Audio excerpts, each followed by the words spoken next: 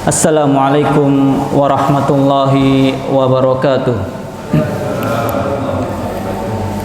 Innal hamdalillah nahmaduhu wa nasta'inuhu wa nastaghfiruh wa na'udzu billahi min shururi anfusina wa sayyiati a'malina. Man yahdihillahu fala mudilla lahu wa man yudlilhu fala hadiyalah. Asyhadu an la ilaha illallah wahdahu la syarika lah. Wa asyhadu anna Muhammadan abduhu wa rasuluhu la nabiyya ba'dah. Ya ayyuhalladzina amanu ittaqullaha haqqa tuqatih wa la tamutunna illa wa antum muslimun. Ya ayyuhan nasu ittaqu rabbakumul ladzi khalaqakum min nafsin wahidah wa khalaqa minha zawjaha wa batha minhuma rijalan katsiran wa nisaa'a. Wattaqullaha alladzi tasaaluna bihi wal arham innallaha kana 'alaikum raqiba. Ya ayyuhalladzina amanu taqullaha wa qulu qawlan sadida yuslih lakum a'malakum wa yaghfir lakum dhunubakum wa man yuti'illaha wa rasulahu faqad faza fawzan 'azima. Fa inna asdaqal hadithi kitabullah wa khairal hadi Muhammadin sallallahu alaihi wasallam wa syarrul umuri muhdatsatuha wa kullu muhdatsatin fid dini bid'ah wa kullu bid'atin dhalalah wa kullu dhalalatin fin nari thumma amma ba'd. Ma'asyiral muslimin wal muslimat, para jamaah yang dimuliakan Allah Subhanahu wa taala, bapak-bapak, ibu-ibu, jamaah salat Masjid Al-Mu'min yang semoga Allah berkahi semuanya. Pertama-tama mari kita panjatkan puja dan puji syukur kita kepada Allah Subhanahu wa taala yang masih memberikan kita nikmat dan karunia-Nya, yang masih memberikan kita nikmat hidayah, nikmat Islam, kemudian masih memberikan nikmat waktu luang kepada kita, juga memberikan nikmat untuk kita duduk di majelis ilmu, yang mana ini semua sangat wajib untuk kita syukuri. Bahkan termasuk di antara nikmat Allah Subhanahu wa taala adalah Allah Subhanahu wa taala membiarkan kita hidup, mempertemukan kita di 10 hari pertama di bulan Dzulhijjah, yang mana ini kata Rasulullah SAW adalah hari-hari terbaik untuk beramal saleh. Rasulullah SAW bersabda, ma min yaumin, atau dalam riwayat lain, ma min ayyamin al-amalu salihu fihi ahabbu ilallah min hadhil ayyam. Tidaklah ada hari-hari yang mana hari-hari tersebut jika kita melakukan amalan-amalan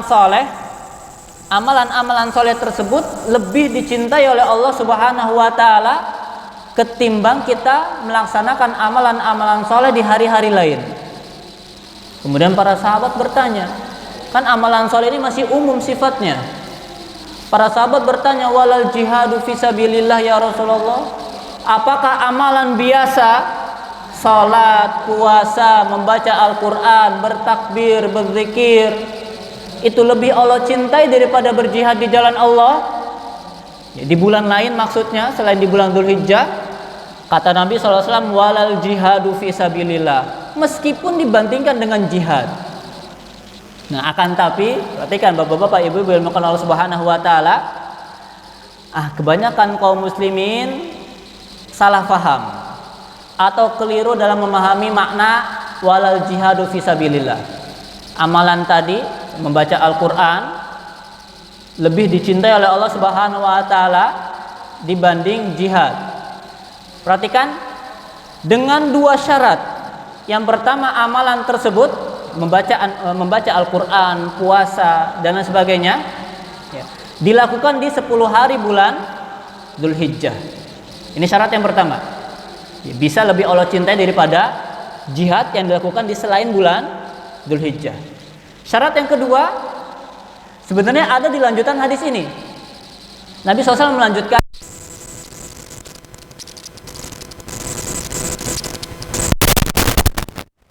falam yarji' min dzalika bi syai'in, kecuali seseorang yang berjihad keluar membawa nyawa dan hartanya dan dia tidak kembali. Artinya apa? Mati syahid. Artinya tetap mati syahid di medan perang, di medan jihad, ini lebih afdol daripada amalan-amalan lain yang dilakukan di 10 hari malam, di 10 hari pertama di bulan Dzulhijjah. Jadi fahami betul-betul. Ya, karena sebagian yang lain begitu fanatismenya terhadap jihad, mereka salah memahami hadis ini. Ya, ana ulangi, amalan-amalan tadi bisa lebih afdol, lebih utama daripada jihad kalau yang pertama apa? Dilakukan di 10 hari pertama bulan Dzulhijjah. Sedangkan jihadnya di selain bulan Dzulhijjah. Kemudian yang kedua, kalau jihad tersebut bukan jihad yang membawa mati syahid. Ya. Kalau jihad tersebut membawa jihad yang membawa mati syahid, maka ini lebih afdol. Ya. Taib. Nah, maka pergunakan waktu kita ini ya, sebaik mungkin untuk menambah, memperbanyak amalan-amalan di hari-hari ini. Ya, karena tadi ahabbu ilallah, ya, lebih Allah cintai daripada kita beramal di hari-hari yang lain. Taib. Kemudian mana yang lebih afdal, 10 hari pertama bulan Dzulhijjah atau 10 hari terakhir bulan Ramadan? Nah, mungkin ini akan timbul pertanyaan, ya kan? Nah, para ulama pun berselisih pendapat. Para ulama berselisih pendapat tentang mana yang lebih afdal, 10 hari terakhir bulan Ramadan yang di situ ada malam Lailatul Qadar yang khairun min alfi syahr, lebih baik daripada 1000 bulan, atau 10 hari pertama di bulan Dzulhijjah yang tadi al-amalu shalihu ahabbu ilallahi, ya, yang amalan soleh lebih Allah cintai dibanding hari-hari yang lain. Akan tapi yang rajih wallahu taala alam, ya, siang harinya maka 10 hari pertama di bulan Dzulhijjah ini lebih afdal. Dan malam harinya 10 hari terakhir bulan Ramadan ini lebih afdal atau lebih utama. Ya, jadi siang harinya lebih afdal 10 hari pertama di bulan Dzulhijjah, untuk malam harinya lebih afdal 10 hari terakhir di bulan Ramadan. Ya. Nah, ini harus kita ketahui, Pak. Ya, karena kita sebagai seorang muslim harus cerdas dalam beramal. Jangan amal hanya memperbanyak ibadah-ibadah tanpa memperhatikan hal-hal demikian. Ini kan hal yang terperinci sebenarnya. Jarang ada orang yang memperhatikan. Akan tapi tatkala kita misalkan di hari-hari lain ibadah kita taruhlah biasa saja. Ya, taruhlah misalkan sholat 5 waktu plus sholat-sholat sunnah yang secukupnya lah. Entah sholat sunnah rawatib saja misalkan. Nah, akan tapi tatkala datang 10 hari pertama bulan Dzulhijjah, kemudian 10 malam terakhir di bulan Ramadan, ya, kita lebih getol lagi, lebih giat lagi beribadah, nah, maka ini akan lebih mendapatkan banyak pahala dari Allah Subhanahu wa Ta'ala. Ya. Tema kita hari ini, di malam hari ini insya Allah kita akan membahas sedikit tentang hakikat ibadah kurban. Sebelumnya, siapa yang tahu kapan pertama kali ibadah kurban disyariatkan? Nah, ini pertanyaan yang sangat basic, yang sangat dasar. Ya, silakan, Pak. Zaman Nabi Adam. Ada jawaban lain? Kapan pertama kali ibadah kurban disyariatkan oleh Allah, ya, bukan dalam agama kita? Tidak ada? Taib, jawabannya betul. Ya. Yang sahih, ya, ibadah kurban pertama kali disyariatkan adalah sudah sejak zamannya Nabi Adam alaihissalam. Dalilnya mana? Dalilnya adalah firman Allah Subhanahu wa Ta'ala, "Watlu alaihim", wahai Muhammad, ceritakanlah kepada mereka. Itu kepada para sahabat, para kaum muslimin dan orang-orang Quraisy semuanya. Naba abnai Adam bil haq. Ya. Tentang kisah dua anak Adam, tentang kisah yang sebenarnya tentang kedua anak Adam. Idz qarraba qurbana. Tatkala keduanya memberikan kurban. Ya, artinya apa? Sejak zaman Nabi Adam ibadah kurban sudah diberlakukan. Akan tapi di zaman Nabi Adam kurbannya masih bebas, tidak ditentukan jenisnya. Ya, makanya salah satu anak Adam berkurban dengan domba. Yang satu lagi berkurban dengan seikat gandum. Ya. Kenapa? Ya karena zaman Nabi Adam yang penting berkurban. Ini perbedaan pertama. Jenis apa yang dikurbankan belum ditentukan di zaman Nabi Adam alaihissalam. Perbedaan kedua, hasil yang dikurbankan tidak dimakan. Ya, tidak dimakan. Sebagai gantinya apa? Allah akan kirimkan api dari langit sebagai pertanda kurban tersebut diterima oleh Allah Subhanahu wa taala. Ya, makanya kalau kita baca selengkapnya ayat ini, kemudian baca kisah dua anak Adam ini, ya, maka kita akan dapati bahwasanya yang berkurban dengan seikat gandum diterima oleh Allah Subhanahu wa taala, dibakar oleh api dari langit. Sedangkan yang berkurban dengan domba tadi, domba yang besar, tidak diterima oleh Allah Subhanahu wa taala, akhirnya menimbulkan hasad, kecemburuan, ya, sehingga menimbulkan kepada pembunuhan. Nah, ini perbedaannya. Akan tapi kemudian sejak syariatnya Nabi Ibrahim yang menyembelih Nabi Ismail kemudian diganti dengan domba. Nah, sejak saat itu kurban ditentukan jenisnya, yaitu dengan jenis bahimatul an'am, hewan ternak. Ya.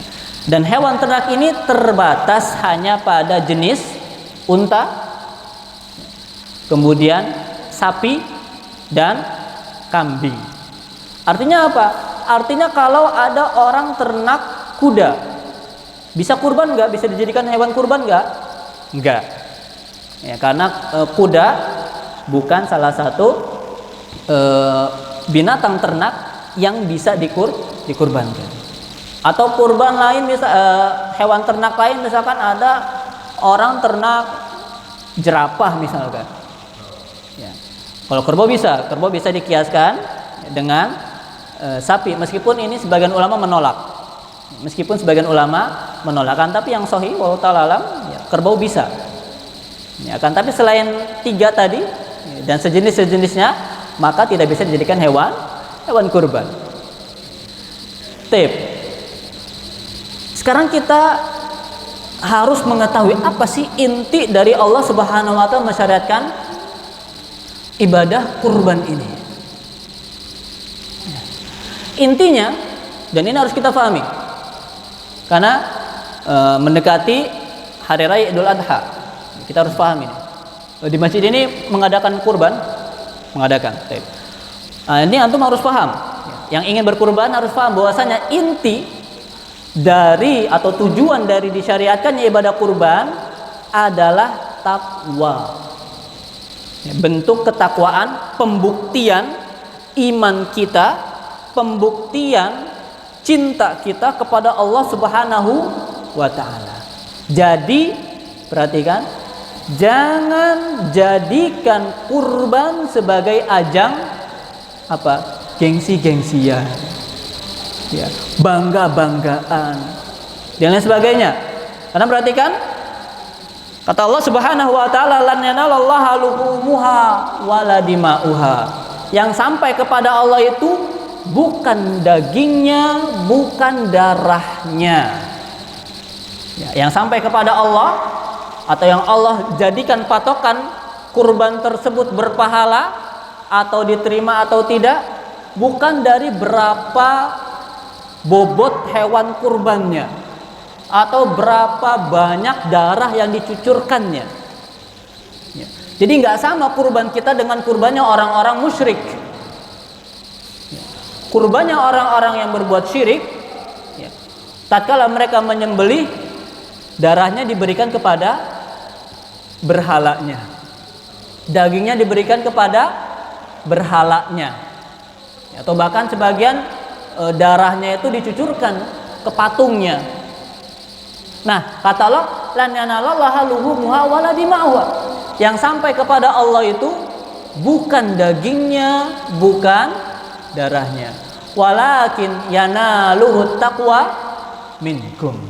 Yang sampai kepada Allah, yang Allah jadikan patokan adalah ketakwaan dari kalian. Ya. Jadi kita harus paham ini, bapak-bapak, ibu-ibu ilmu Allah Subhanahu wa taala. Ya. Jangan misalkan kita lihat domba tetangga kita ternyata lebih kecil, ya jangan dihina. Barangkali kita misalkan punya hartanya 100 juta misalkan, kurbannya 1 ekor kambing seharga 5 juta misalkan. Sedangkan tetangga kita punya hartanya 5 juta, berkurban dengan kambing yang harganya 2,5 juta. Lebih besar mana pahalanya? Ya bisa jadi tetangga kita tadi, yang dia cuma punya uang pas-pasan, tapi ia betul-betul berkurban dengan harta yang ia punya, bahkan setengah dari harta yang ia punya. Ini pengorbanan yang sangat besar. Sedangkan yang tadi, yang si A tadi punya harta 100 juta, ya dia berkurban dengan domba yang memang besar. Akan tapi perhatikan, ya, ada berbagai macam faktor yang akan mengangkat derajat suatu amalan seorang hamba. Di antaranya tadi dilihat dari pengorbanannya. Dilihat dari pengorbanannya. Kemudian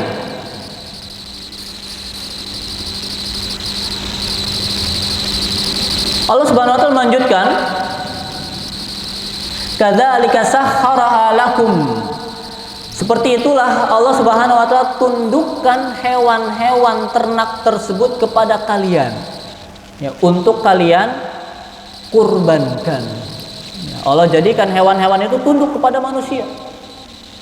Yang mana sebenarnya Allah Subhanahu wa taala Maha mampu jika misalkan manusia ini dikalahkan oleh hewan ternaknya. Dan kita tahulah ada beberapa kejadian yang pengembala ternyata ditendang oleh sapinya, ya kan? Tapi Allah jadikan mereka tunduk kepada kita. Ya, padahal dari segi bobot besaran mereka, sapi, unta apalagi, kambing diseruduk, sakit diseruduk kambing, ya enggak? Ya. Tapi Allah jadikan mereka tunduk kepada kita manusia. Ya, maka litukabbirullah, ya, bertakbirlah kepada Allah, karena Allah yang zat yang maha besar. Yang mana tidak ada zat selain Allah Subhanahu wa taala yang lebih besar daripada zatnya Allah Subhanahu wa taala. Ala ma hadakum, berdasarkan apa yang telah Allah berikan hidayah kepada kalian berupa tadi, ya, syariat ibadah kurban ini. Wa basyiril muhsinin. Nah, untuk itu maka disyariatkan kita di hari-hari ini untuk memperbanyak takbir. Ya, takbiran. Ya, dan sifatnya takbir ini ada 2 jenis. Ya, ada takbir yang pertama namanya takbir mutlak, takbir yang tidak terikat waktu dan tempat ataupun kondisi.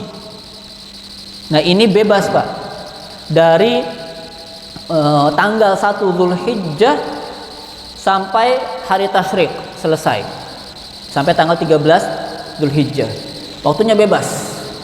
Mau sambil berkendara berangkat ke kantor, ya, atau di rumah lagi santai sebelum tidur takbiran, atau jalan ke masjid sambil takbiran. Nah, ini bebas. Ya. Waktunya dimulai dari tanggal 1 Dzulhijjah sampai tanggal 13 Dzulhijjah. Kemudian ada takbir yang kedua namanya takbir muqayyad. Ya, takbir yang terikat dengan waktu dan kondisi, yaitu setelah selesai sholat. Ya, setiap selesai sholat disunahkan untuk memperbanyak takbir. Waktunya, ya, dari subuh hari Arafah tanggal 9 Dzulhijjah. Kalau kita di sini 10 Dzulhijjahnya hari Kamis, berarti tanggal 9-nya hari Rabu. Ya, berarti subuh hari Rabu itu disunahkan ya, setelah astagfirullah Allahumma antas salam wa minkas salam tabarakta ya dzal jalali wal ikram, Allahu akbar dan seterusnya. Ya, disunahkan untuk memperbanyak takbir setelah salat. Ya, waktunya tadi dari subuh hari Arafah tanggal 9 Dzulhijjah sampai setelah asar tanggal 13 Dzulhijjah. Paham ya? Jadi ana ulangi, kalau takbir yang bebas tadi ya, waktunya pun bebas ya, dari tanggal 1 Dzulhijjah sampai tanggal 13 Dzulhijjah. Ya.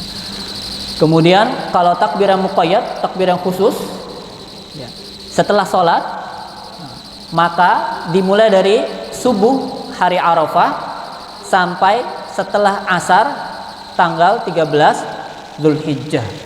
Nah, ini waktu-waktu yang paling ditekankan untuk kita memperbanyak takbir kepada Allah Subhanahu wa taala. Dari sini sudah mulai tergambar bagaimana hakikat ibadah kurban tadi. Oh, ternyata ibadah kurban yang pertama tadi apa? Sudah disyariatkan sejak zaman Nabi pertama. Ya. Kemudian tujuan disyariatkannya adalah untuk meningkatkan ketakwaan atau menampakkan ketakwaan kita kepada Allah Subhanahu wa taala. Kemudian disunahkan memperbanyak takbir. Nah, dan kaidahnya Pak, ibu yang dimuliakan Allah Subhanahu wa taala, bahwasanya kalau suatu ibadah ya, yang sudah disyariatkan sejak sebelum zamannya Nabi Muhammad SAW, ya, berarti ibadah tersebut memiliki nilai khusus di sisi Allah Subhanahu wa taala. Ana ulangi, kalau ada suatu ibadah yang sudah disyariatkan sejak zaman nabi-nabi sebelumnya, kemudian masih disyariatkan di zaman Nabi Muhammad SAW, berarti ibadah tersebut memiliki posisi khusus di sisi Allah Subhanahu wa taala. Salah satu contohnya tadi ibadah kurban. Ibadah apa lagi, Pak? Puasa. Ya, kama kutiba alal ladzina min qablikum la'allakum tattaqun. Ibadah apa lagi? Salat. Ya, kemudian haji dan sebagainya. Nah, ini menunjukkan bahwa ibadah-ibadah tadi memiliki nilai khusus di sisi Allah Subhanahu wa taala. Maka tatkala kita melaksanakan ibadah-ibadah tersebut, kita harus lebih mengeluarkan effort kita, lebih mengeluarkan seluruh upaya kita menyempurnakan ibadah tersebut. Karena tadi ibadah tersebut nilainya bukan main-main. Nah, kemudian di antara hikmah atau hakikat dari ibadah kurban adalah sebagai pembeda antara hari raya kita dengan hari raya orang-orang kafir. Ya, sebagai pembeda hari raya kita dengan hari raya orang-orang kafir. Dalilnya adalah yang dikisahkan oleh Anas bin Malik radhiyallahu anhu, bahwasanya tatkala Nabi SAW baru datang di kota Madinah, ya, artinya belum lama setelah beliau berhijrah, ya, sampai di kota Madinah, beliau mendapati bahwasanya masyarakat Madinah, ya, punya 2 hari raya, ya, punya 2 hari raya, hari besar, yang mana di situ masyarakat Madinah mereka bersenang-senang, ya, mereka memainkan alat musik, bersenda gurau, dan sebagainya lah, senang-senang intinya. Kemudian ditanya oleh Nabi SAW, "Mahadanil yauman?" 2 hari raya apa ini? Ya. Kemudian dijawab oleh masyarakat Madinah, Ya. Yani kunna nal'abu fihi ma fil jahiliyah. 2 hari raya yang sudah lama kita rayakan sejak zaman jahiliyah. Ya. Kemudian lihat apa kata Nabi sallallahu alaihi wasallam, innallaha qad abdalakum bihima khairan minhuma. Ketahuilah bahwasanya sesungguhnya Allah Subhanahu wa taala telah menggantikan 2 hari raya kalian dengan 2 hari raya yang lebih baik, yaitu apa? Yaumal adha wa yaumal fitri. Itu hari menyembelih dan hari Idul Fitri, hari makan-makan. Nah, maka perhatikan, sebagai seorang muslim, sebagai seorang mukmin, tidak boleh merayakan hari raya apapun selain 2 hari raya ini, atau meyakini ada 2 hari raya atau hari raya lain selain 2 hari raya ini, atau bahkan meyakini ada hari raya yang lebih utama, lebih afdol dan lebih baik daripada 2 hari raya ini. Ya, karena jelas Nabi SAW telah mengganti seluruh hari raya untuk kita kaum muslimin dengan hanya 2 hari raya. Ataupun mau ditambah dengan hadis lain, ditambah hari Jumat. Ya, ditambah hari Jumat. Nah, selain ini maka nggak boleh. Ya, kita meyakini adanya hari-hari raya yang lain selain yang telah ditetapkan oleh Rasulullah Sallallahu Alaihi Wasallam. Nah, ini salah satu hakikat ibadah kurban sebagai pembeda. Dan di antara ciri hari raya kita atau hari raya yang disyariatkan oleh Allah dan Rasulnya adalah hari raya tersebut selalu dimulai dengan takbir, kemudian diikutkan dengan sholat khusus. Hari raya Idul Fitri kita diperintahkan untuk memperbanyak takbir. Paginya ada sholat Id.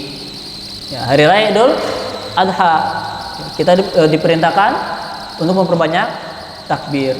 Paginya sholat Id. Hari Jumat ada sholat khusus hari Jumat menggantikan sholat zuhur. Nah, ini merupakan tanda atau ciri, selain kalau ada hari raya lain tapi tidak seperti ini, itu berarti bukan syariat Allah dan Rasulnya. Ya. Bagaimanapun bentuknya, bagaimanapun bentuknya, ya, maka kita harus legowo dengan apa yang telah ditetapkan oleh Rasulullah Sallallahu Alaihi Wasallam. Karena para sahabat pun legowo. Tadi bahasanya gimana? Ini adalah 2 hari raya yang telah lama kita laksanakan sejak zaman jahiliyah. Ya, berarti udah lama. Ya, puluhan atau bahkan ratusan tahun sebelum Nabi SAW diutus. Sebelum Nabi SAW berhijrah ke Madinah. Ya, tapi tatkala Nabi SAW bilang innallaha qad abdalakum bihima khairan minhuma, semuanya berhenti. Tidak ada lagi hari raya selain hari raya yang telah ditetapkan oleh Rasulullah Sallallahu Alaihi Wasallam. Kemudian puncaknya, puncak dari keagungan 10 hari pertama di bulan Dzulhijjah adalah di tanggal 10-nya. Ya. Yang bahkan Allah Subhanahu wa taala sampai bersumpah wal fajri walayalin ashri wasyaf'i wal watri, demi waktu fajar. Ya. Kata Abdullah bin Abbas, yakni fajru yaumin nahri. Waktu fajar yang dimaksud, waktu pagi yang dimaksud adalah waktu pagi tanggal 10 bulan Dzulhijjah. Walayalin ashri, dan demi 10 malam, yaitu 10 hari pertama di bulan Dzulhijjah. Wasyaf'i wal watri, demi genap dan demi ganjil. Maksudnya apa? Tanggal 10 genap tanggal 10 dan ganjil tanggal 9, yaitu hari hari Arafah. Nah, ini puncaknya 10 hari pertama di bulan Dzulhijjah. Artinya apa? Artinya tatkala kita beramal semaksimal mungkin di 9 hari pertama, maka di hari ke-10 harus lebih semangat lagi beramalnya. Dan ibadah yang paling afdal yang untuk dilakukan di tanggal 10 Dzulhijjah adalah ibadah kurban. Ya, ibadah kurban. Bahkan Nabi SAW bersabda apa? Man kana lahu sa'atun wa lam yudhi fala yaqrabanna musallana. Barang siapa yang punya keluasan harta, barang siapa yang memiliki keluasan harta, kelapangan rezeki, akan tetapi ia tidak berkurban, maka lihat, fala yaqrabanna musallana. Jangan dekati tempat sholat kami. Artinya apa? Jangan ikut sholat id sama kami. Begitu tegasnya Nabi SAW terhadap kaum muslimin yang memiliki kelebihan harta, kelapangan rezeki, maka berkurban. Nah, oleh karena itu para ulama dari 4 mazhab berselisih pendapat tentang sebenarnya apa sih hukum berkurban ini. Ya, apa hukum berkurban? Ya.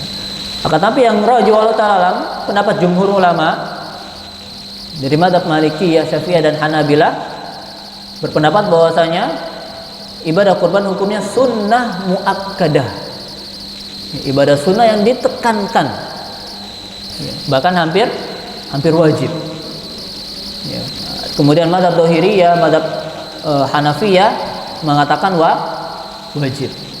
Ya, kan tapi yang rajih, pendapat yang kuat adalah mengatakan bahwasanya ibadah kurban hukumnya sunnah muakkadah. Ya.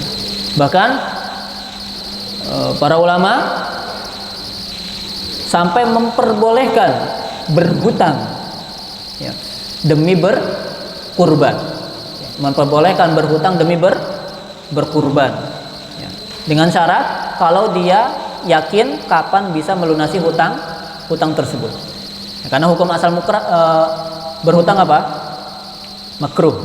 Ya, hukum asal berhutang adalah makruh. Ya, akan tapi diperbolehkan kalau untuk berkurban, ya, dengan satu syarat kalau dia yakin kapan bisa melunasi hutang tersebut.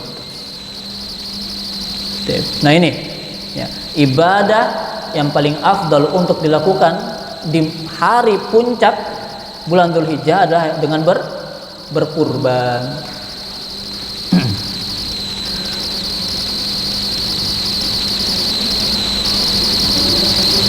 Kemudian waktunya, ini juga masih kurang difahami oleh sebagian kaum muslimin. Ya, bahwasanya kebanyakan kita memahami kurban itu hanya di tanggal 10.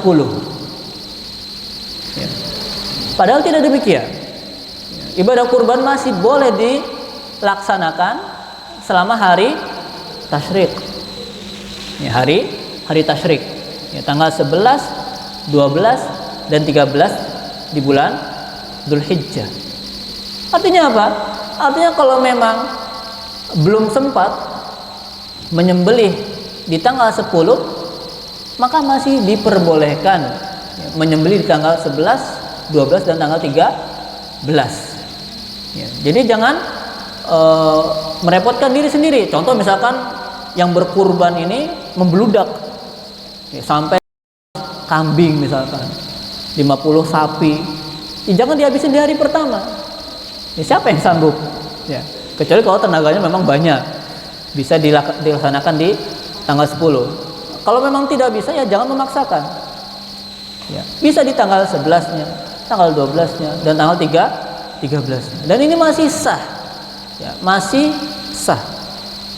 Dan tadi ya, barangkali ya, sebagian memang hewan kurban itu harganya jatuh setelah tanggal 10 Dzulhijjah. Betul nggak? Ya, di beberapa, walau alam di Jombang, Anda nggak tahu. Tapi di beberapa tempat hewan kurban itu setelah hari Id itu harganya sudah turun, bahkan sampai anjlok. Ya. Nah ini bisa kita manfaatkan. Contoh misalkan harganya menurut kita masih mahal, sedangkan uang kita pas-pasan, ya boleh. Ya. Kita tunggu sampai tanggal 11 atau 12 atau tanggal 13-nya kita beli, kemudian kita sembelih. Dan yang afdol ya, menyembelih sendiri. Yang afdol menyembelih sendiri kalau bisa. kalau bisa. Kalau nggak bisa boleh dititipkan ke masjid. Biarkan panitia yang mengaturnya dan mengurusnya. Ya, kan tapi yang paling afdol bagaimana Nabi SAW berkurban, beliau menyembelih kurbannya sendiri. Ya. Baik. Kemudian perlu dipahami juga tentang perserikatan kurbannya. Ya, perserikatan kurban. Ya. Perserikatan dalam ibadah kurban ini ada dua jenis. Jenis yang pertama ada perserikatan hewan kurban. Dan ini insya Allah kita atau kebanyakan kita sudah paham. Ya, unta dan sapi untuk 7 orang maksimal. Artinya apa? Kalau patungan 8 orang nggak sah. Ya. Kalau patungan 5 orang sah nggak? Sah. Patungan 2 orang sah. Nggak patungan ya lebih sah lagi. Gitu. Tapi untuk kambing hanya untuk 1 orang, nggak bisa patungan. Ya. Makanya kita pahami dulu. Ya. Dari sini baru kita cari dengan hewan apa yang paling afdol kita jadikan kurban. Ya. Hewan apa yang paling afdol untuk kita jadikan kurban. Nah ini pun para ulama berselisih pendapat. Akan tapi yang rajih dan pendapat yang kuat Allah Ta'ala alam itu diperinci. Perincinya bagaimana? Nah, mohon diperhatikan. Perinciannya kalau dia berkurban unta 1 orang, 1 orang berkurban unta, maka ini yang paling afdol. Dilihat dari tujuan pengorbanan tersebut adalah untuk sedekah. Ya, untuk sedekah. Berarti yang paling banyak sedekahnya itu yang paling afdol. Nah, daging apa yang paling banyak? Daging unta. Ya, paling banyak dagingnya dan ya, paling mahal harganya. Dan ya di kita nggak masuk. Unta di Indonesia nggak masuk.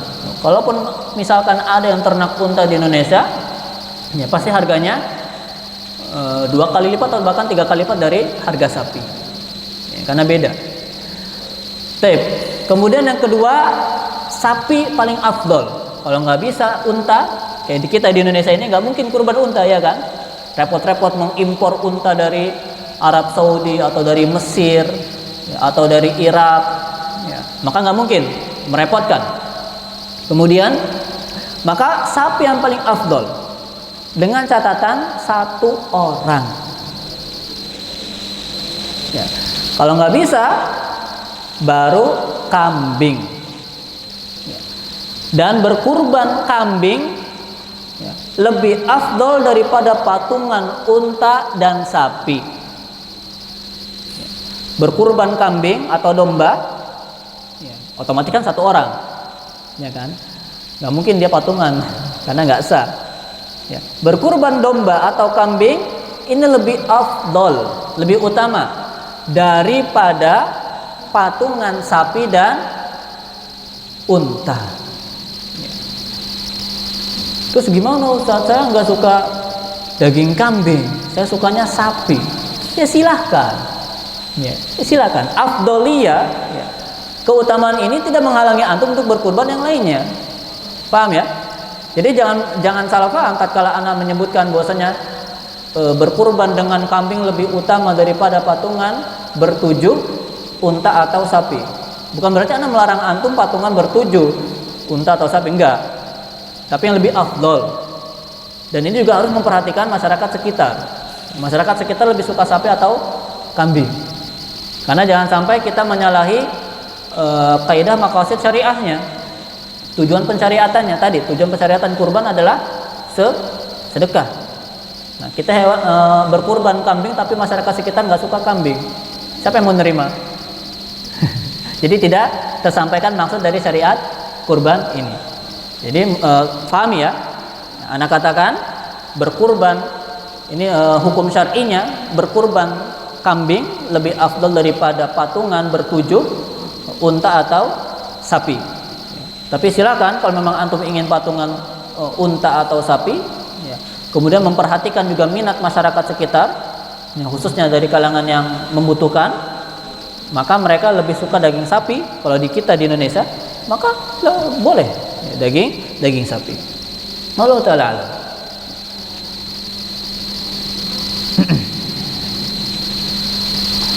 Baik.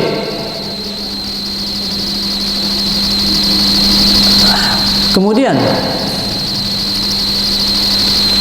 setelah kita tahu bahwasanya rentetannya tadi ya, hewan kurban apa yang paling afdol, kemudian kita tarik kesimpulan, maka kita bisa mengetahui bahwasanya ibadah kurban ini adalah pengorbanan.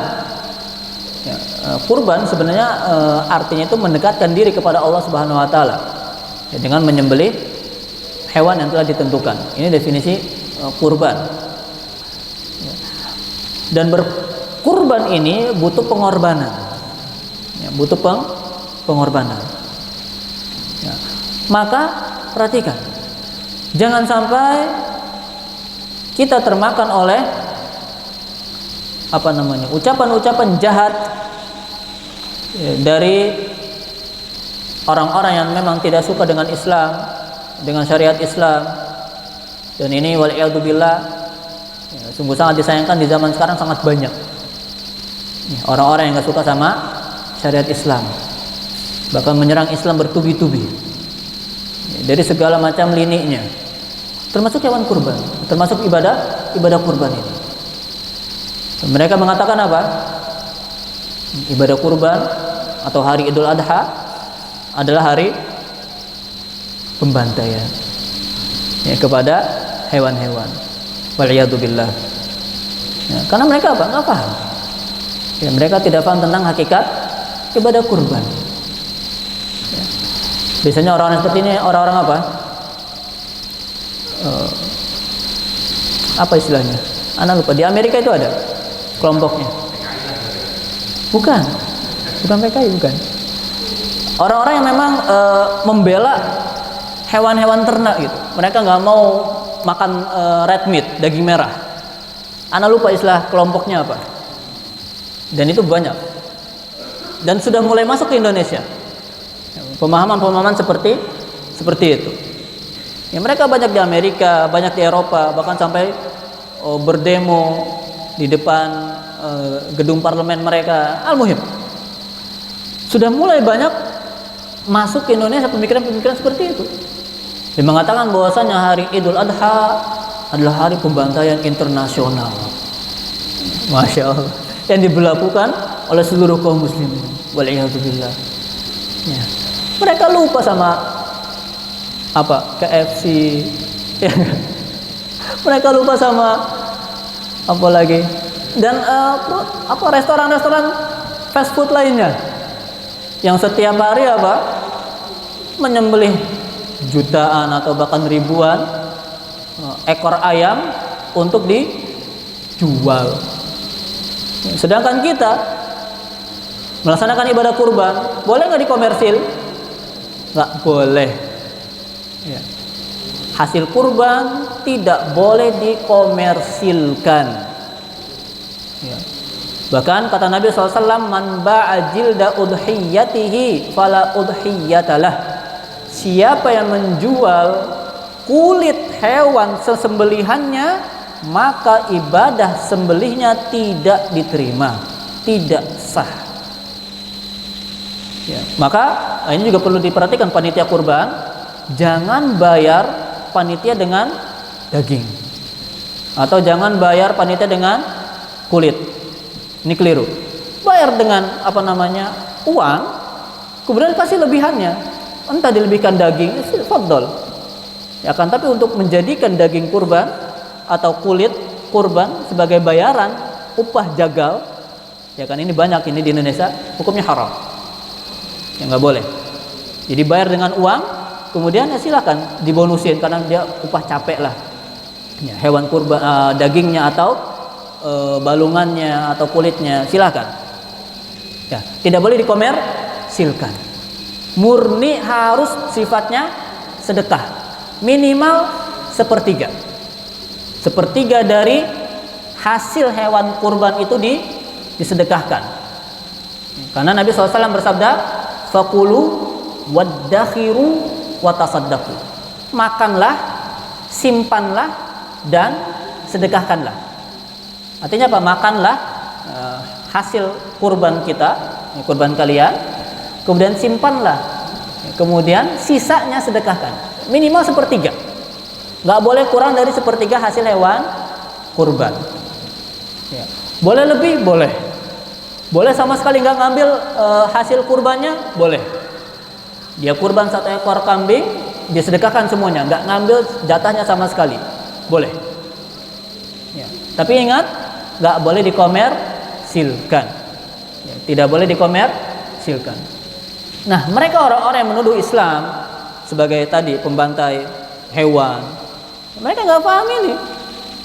Ya, kita sembelih untuk sedekah. Justru ini harusnya apa? Hari senang-senangnya masyarakat bawah, yang hampir nggak pernah makan daging, kemudian di hari Idul Adha makan daging, seneng nggak? Seneng. Ya. Jangan sampai kita terpengaruh sama tadi ucapan-ucapan jahat yang keluar dari mulut-mulut kotor orang-orang yang tidak suka dengan syariat Islam. Baik, karena sudah memasuki Isya, mungkin ada pertanyaan sebelum kami tutup. Silakan.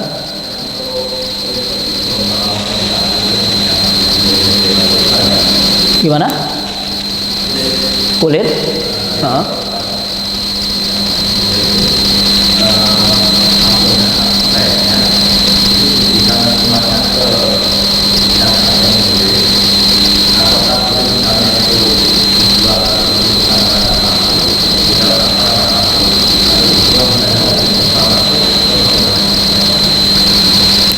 Kalau untuk dijual nggak boleh.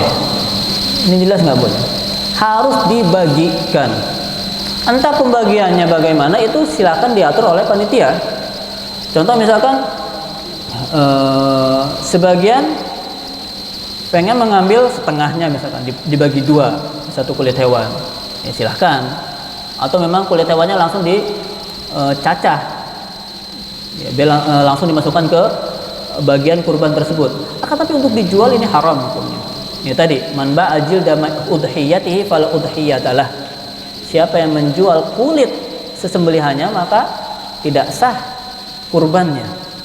Nah, kemudian silakan kita kasih siapa yang menurut kita misalkan mau atau membutuhkan atau senang. Ya. Setelah itu dia mau menjual, ya silahkan. Kan ini sudah haknya dia. Ya. Paham? Setelah dikasih oleh panitia ke orang-orang, ya, taruhlah misalkan panitianya A memberi kulit ke si B, kemudian si B ini ternyata mau safar sehingga nggak sempat untuk mengolahnya, dia jual kepada si C, maka boleh. Yang penting dari panitia sudah memberikan, ya, tidak dikomersilkan. Ya. Tentang bagaimana pengaturannya silakan. Ya, tidak ada aturan khusus dari syariat Islam untuk mengatur pengolahannya. Yang penting diberikan, ya, tidak dikomersilkan. Dapat dipahami, Pak? Ada pertanyaan lain? Ya.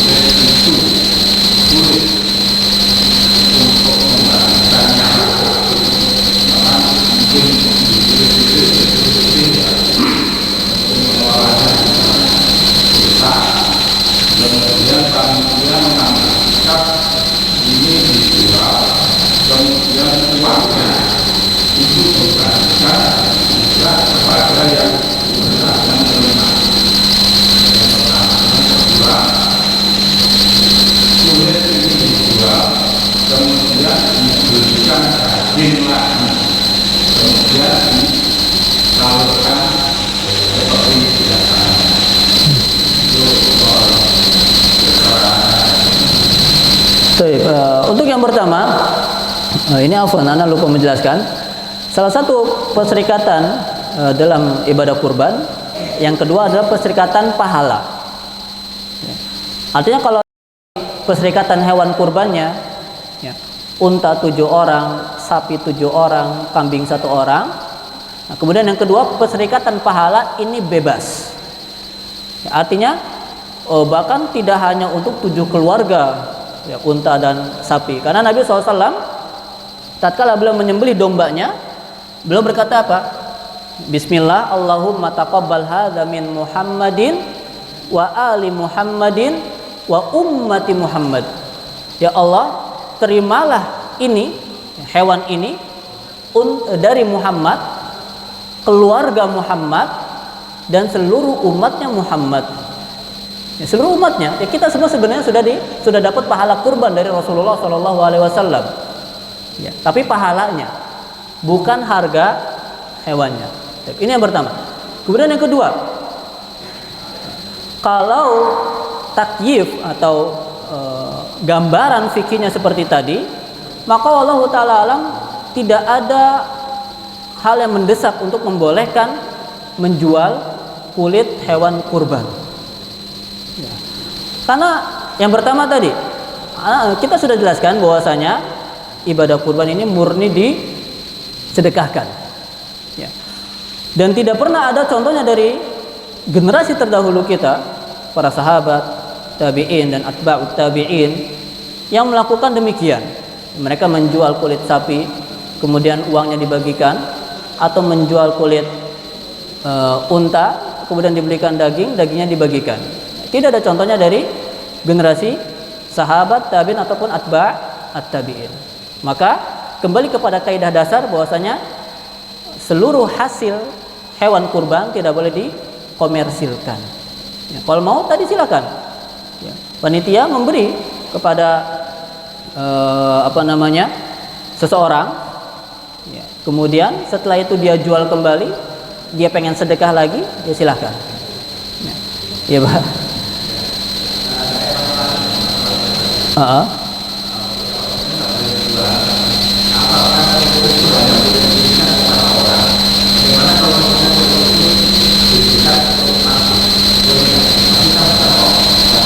Iya.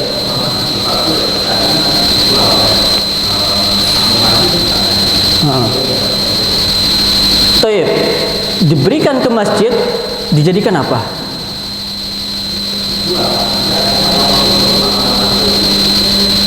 Kalau seperti itu boleh. Kalau seperti itu boleh. Ya, diberikan ke masjid, artinya, ya, atau di sini diwakilkan oleh pihak DKM atau takmirnya, ya kan? Kemudian dijual oleh takmirnya untuk keperluan masjid, ini nggak apa-apa, ya, nggak masalah. Ya. Akan tapi tadi yang nggak boleh adalah kalau langsung dijual oleh panitianya. Ya, yang tidak diperbolehkan langsung dijual oleh panitianya. Dapat dipahami ini?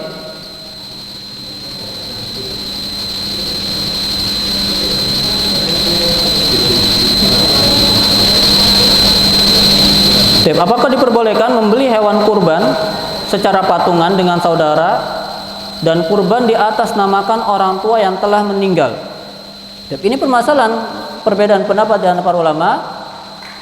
Dalam mazhab Syafi'iyah boleh mengkurbankan atas nama orang yang sudah meninggal dalam mazhab Syafi'iyah dan juga mazhab Hanabilah. Bahkan Syekhul Islam mengatakan bahwasanya termasuk bentuk birrul walidain kepada orang tua yang sudah wafat adalah mengkurbankan atas nama mereka. Ya. Dikiaskan dengan sedekah. Sedekah secara umum atas nama mayit atau orang yang sudah meninggal ini diperbolehkan dalam syariat Islam.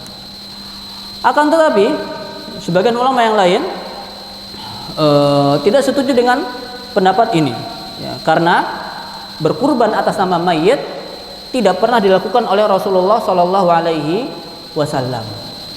Nabi SAW tidak pernah berkurban atas nama Khadijah. Ya, Aisyah tidak pernah berkurban atas nama Rasulullah Shallallahu Alaihi Wasallam. dan para sahabat yang lainnya pun demikian. Jadi yang rajih wallahu alam, kalau anak pribadi, pendapat anak pribadi mengambil pendapat yang ini, yang tidak boleh berkurban atas nama orang tua yang sudah meninggal, karena dalilnya cukup kuat, yaitu apa? Ini dalil yang paling kuat. Rasulullah SAW dan para sahabat tidak pernah berkurban atas nama mayyit atau orang tua yang sudah meninggal. Kemudian lalu bagaimana Ustaz di Indonesia? Ya silakan, di Indonesia mazhabnya Syafi'iyah, kalaupun ada orang yang mau berkurban atas nama orang tuanya yang sudah meninggal, ya silakan. Karena ini masalah khilafiyah fiqhiyah, kita tidak bisa saklek dalam masalah ini. Ya, khusus untuk masalah-masalah khilafiyah fikih, ya, kita harus legowo, ya, saling menghargai pendapat madhab lain. Ya, itu pun yang terjadi di keluarga Anda. Ya. Umi Ana lebih condong kepada Syafi'iyah. Ya, Abi Ana sudah meninggal, jadi pengen berkurban atas nama Abi Ana. Ya, tapi Ana bilang yang ini nggak boleh. Ya, cuman ya tetap Umi Ana kekeh. Ya sudah silakan. Ya, jangan sampai permasalahan fikih jadi ribut, apalagi sesama anak dan orang tua, ya, atau sesama saudara. Ini masalah biasa. Ya. Tapi kita cukupkan. Wallahu ta'ala alam. Kita tutup dengan doa kafaratul majlis. Subhanaka Allahumma wa bihamdika asyhadu an la ilaha illa anta astaghfiruka wa atubu ilaik. Assalamualaikum warahmatullahi wabarakatuh.